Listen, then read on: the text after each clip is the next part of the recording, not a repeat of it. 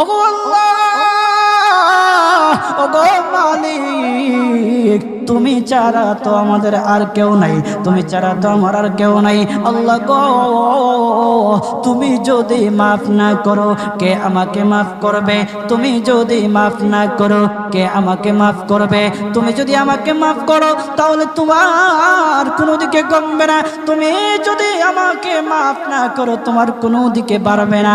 আল্লাহ গো, তুমি আমাকে মাফ করে দাও। সারাটা জীবন অন্যায় কাজ করেছি, সারাটা জীবন নাফরমানি করেছি, আমার কাছে কালেমার দাওয়াত কম আসে নাই, আমার কাছে কালেমার দাওয়াত কম আসে নাই, আমাকে লোকেরা কম বোঝায় নাই। ওগো আল্লাহ, তুমি আমাকে মাফ করে দাও।